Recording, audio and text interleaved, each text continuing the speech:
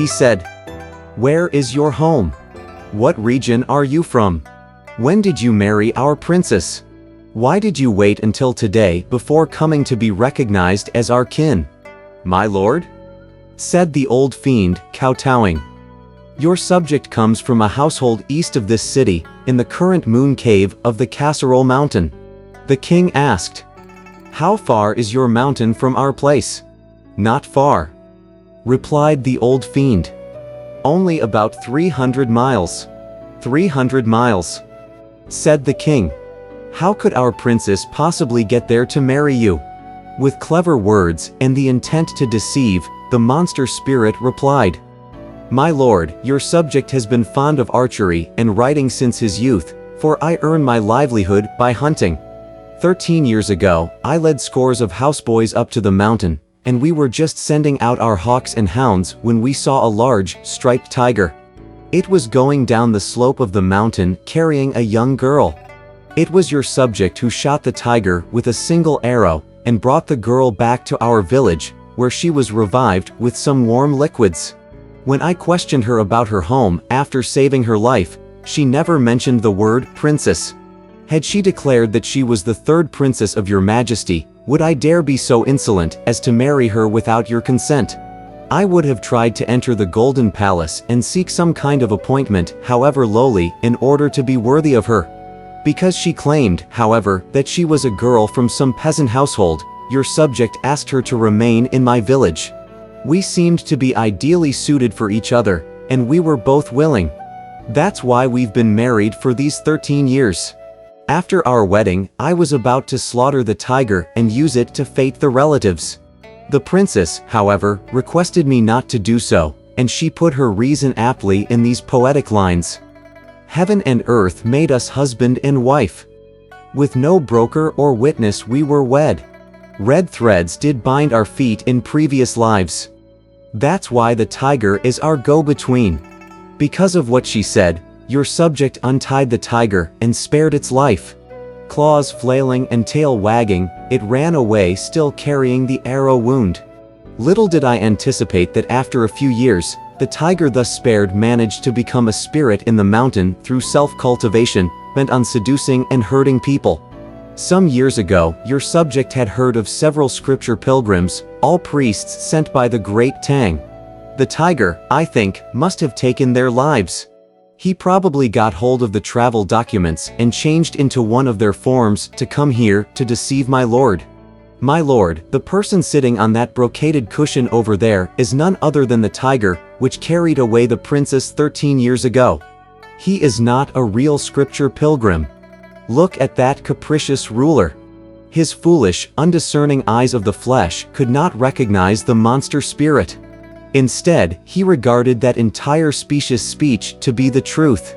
Worthy son-in-law, he said, how could you tell that this monk is a tiger, the one which carried away our princess? My lord, said the fiend, what your subject feeds on in the mountain are tigers. What he wears are also tigers. I sleep with them and rise with them. How could I not recognize them? In that case, said the king, make him appear in his true form. The fiendish creature said, please give me half a cup of clean water, and your subject will make him appear in his true form. The king ordered an official to fetch the water for the imperial son-in-law. Taking the cup in his hand, the fiend got up and went forward to exercise the dim eyes, still body magic. He recited a spell and spat a mouthful of water on the Tang monk, crying, change. The true body of the elder at once became invisible. What everyone saw in the palace was a ferocious striped tiger instead. In those worldly eyes of the king and his subjects, the tiger truly had a white brow and a round head, a striped body and lightning eyes. Its 4 huge paws were straight and rugged. Its 20 claws were hook-like and sharp. Saw-like teeth filled its mouth. Pointed ears joined its eyebrows. Savage, it bore the form of a big cat. Raging, it had the shape of a brown steer. Steel hairs stood rigidly like silver strips. A red tongue, dagger-like, belched nasty air. It was indeed a striped, ferocious thing, blasting the palace with its awesome breaths. When the king saw it, his soul melted and his spirit fled, while many of his subjects were frightened into hiding. A few courageous military officials led the captains and guards to rush forward and begin hacking away with their weapons. If it had not been for the fact that the Tang monk this time was not yet fated to die, even 20 monks would have been reduced to minced meat. Fortunately, he had at this time the secret protection of light and darkness, the guardians, the sentinels, and the protectors of the faith in the air. For that reason, the weapons of those people could not harm him. The chaos in the palace lasted until evening, when the officials decided to capture the tiger alive and lock it up with chains before placing it in an iron cage. It was then stored in one of the palace chambers. The king then gave the decree that the court of imperial entertainments prepare a huge banquet to thank the imperial son-in-law for saving him from the monk. After the officials retired from court, the demon entered that evening into the Silver Peace Hall, where 18 young palace ladies attended him. They sang, danced, and poured his wine for him.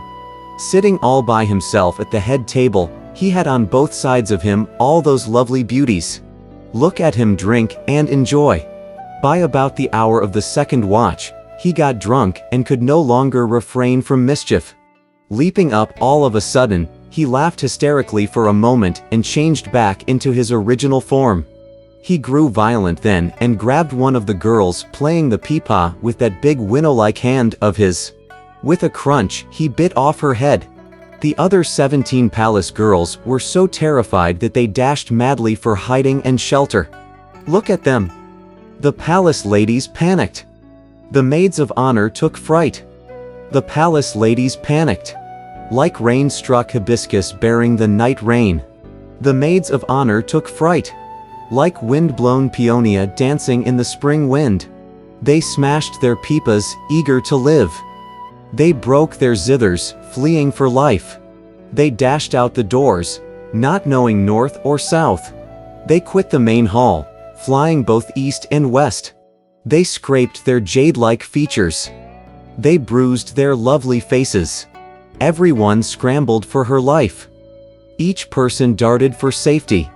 Those people ran out, but they dared not even scream or holler for fear of disturbing the throne so late at night. Quaking and shaking, they sought to hide beneath the eaves of the low palace wall, and we shall speak no more of them. We tell you now about that fiendish creature who sat in the hall, pouring wine and drinking all by himself. After draining a glass, he would haul the bloody corpse near him and take a couple of bites. As he was thus enjoying himself inside, the people outside the palace began to spread a wild rumor that the Tang monk was a monster spirit. All the hubbub soon reached the Golden Lodge post house. At that time, there was no one at the post house except the white horse, which was consuming hay and feed in the stall. He was originally the dragon prince of the Western Ocean, you recall, but because of past offense against heaven, his horns were sawed off and his scales were shorn. He was changed into the white horse so that he could carry the Tang monk to acquire scriptures in the West. When he suddenly heard people saying that the Tang monk was a tiger spirit, he thought to himself, "My master is definitely a true man. It had to be that fiend who changed him into a tiger spirit in order to harm him. What's to be done? What's to be done? Big Brother is long gone, and there is no news from either Sha monk or 8 rules." He waited until it was about the second watch, and then he said to himself, "If I don't try to rescue the Tang monk now, this merit will be undone. Finished." No longer able to contain himself, he bit through the reins and shook off the saddle. All at once, he changed himself once more into a dragon and mounted the dark clouds to rise into the air. We have a testimonial poem for him, and the poem says, "The priest goes west to seek the world-honored one. Though foul and fiendish vapors clog the way. Tonight he's a tiger, what hopeless ordeal. The white horse drops reins his master to save." In midair the young dragon prince saw that the Silver Peace Hall was aglow with lights, for there were 8 huge candelabra standing inside with all their candles lit. As he lowered the direction of his clouds, he looked carefully and saw the monster seated alone at the head table and gorging himself with wine and human flesh. "What a worthless fellow," said the dragon with a laugh. "He has shown his hand. He's revealed himself. It's not very smart, is it, to eat people? Since I don't know the whereabouts of Master and I have only this lawless demon before me, I might as well go down there and have some fun with him. If I succeed, I might be able to catch the monster spirit first and then rescue my master." Dear Dragon Prince. With one shake of his body, he changed himself into a palace maid, truly slender of body and seductive in appearance. She walked swiftly inside and bowed to the demon, saying, "Imperial son-in-law, please don't hurt me. I came to pour wine for you." "Pour then," said the fiend. Taking up the wine pot, the little dragon began pouring until the wine was about half an inch higher than the rim of the goblet, but the wine did not spill. This was, in fact, the magic of water restriction used by the little dragon, though the fiend did not know it even when he saw it. "What uncanny ability you have," he said, highly pleased. The little dragon said,